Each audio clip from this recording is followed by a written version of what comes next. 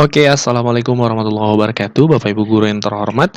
Di video kali ini ada berita baik dari Kementerian Pendidikan yang akan kami sampaikan melalui video ini. Pastikan disimak sampai tuntas. Ini ada dua dokumen Bapak Ibu ya. Yang pertama, Panduan Beasiswa Pendidikan Indonesia tahun 2024 ini. Di sini lengkap seperti apa pendaftarannya dan seterusnya. Dokumen yang kedua adalah panduan pencairan. Di sini akan dibahas seperti apa anggaran-anggarannya, seperti apa dana-dananya. Nah, ini untuk tahun 2023 yang lalu Bapak Ibu. Ini untuk 2024 ini belum keluar, tapi informasi yang kami dapatkan setiap tahun itu kurang lebih sama. Ya, jadi ini 2023 yang kemarin. Ini bisa jadi gambaran untuk tahun ini Bapak Ibu. Nah, kita fokus ke sini saja ya, yang slide kedua ya. Nanti di video berikutnya kami akan bahas terkait seperti apa mekanisme pendaftarannya. Dan kami rasa sudah banyak ya beredar tutorial tentang itu. Tapi tidak ada salahnya kami bahas di video berikutnya. Di sini kita akan fokus ke mendalami terkait dananya seperti apa komponen beasiswa pendidikan Indonesia ini yang di tahun 2023 berjalan ya. Kita lihat di sini Bapak Ibu.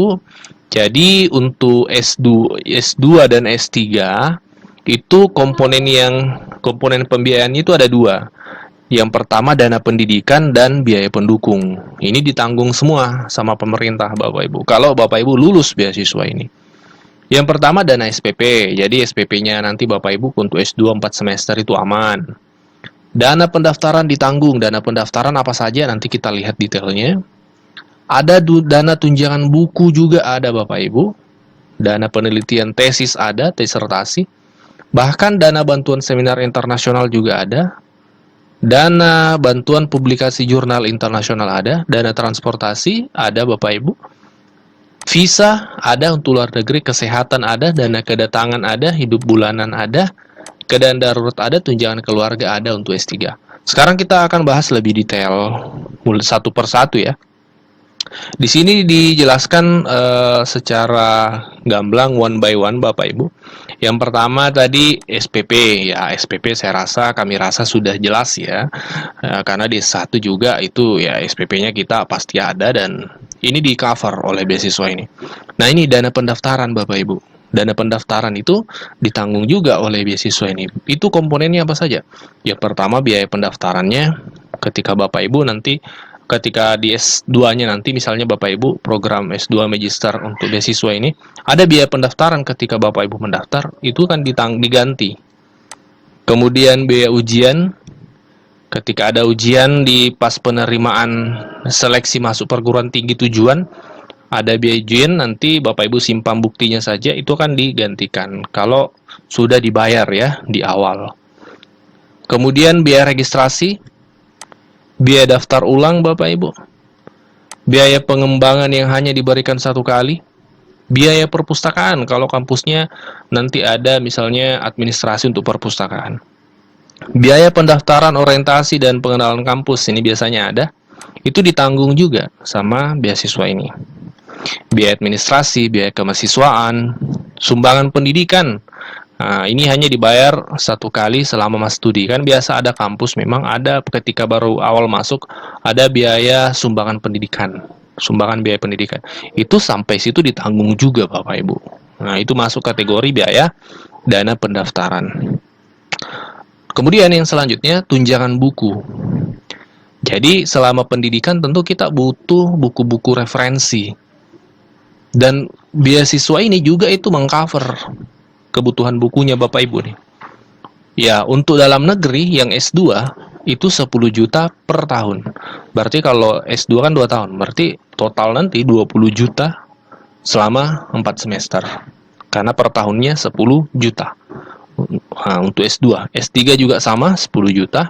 Ini sama dalam dan luar negeri. Ya. Jadi 10 juta untuk buku 1 tahun ini ya luar biasa. Ya, sudah lumayan ya untuk dibuat perpustakaan pribadi mungkin. Nah, kemudian kita melangkah ke dana bantuan penelitian, dana bantuan tugas akhir. Karena ini ada skripsi, tesis, disertasi, karena memang ini ada juga untuk S1, S2, dan S3. Nah, untuk S2, ya, kita fokus ke S2 dan S3. Untuk S2, Dana tugas akhirnya penelitian untuk tesis itu, untuk yang non-lab, artinya penelitiannya tugas akhirnya tidak butuh lab, laboratorium, itu 15 juta. Sementara yang butuh lab itu 25 juta. Kalau S3 itu lebih tinggi lagi Bapak Ibu. Untuk disertasinya.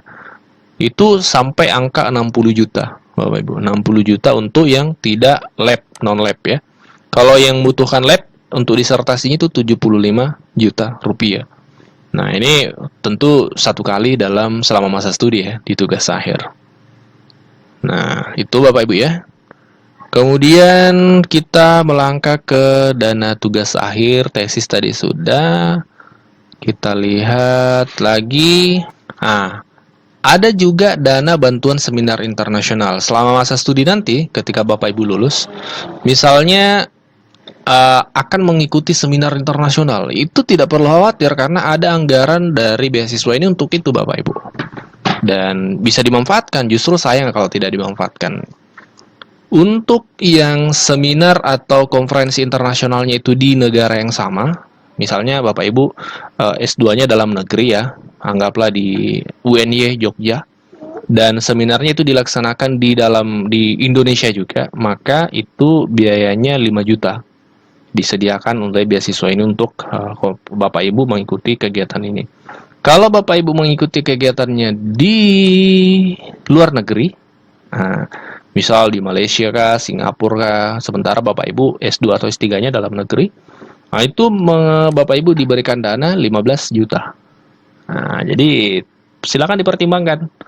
Nah, Bapak Ibu mau pilih yang dalam atau yang luar. Tapi yang pasti tidak bisa luar dalam Bapak Ibu sepertinya ya.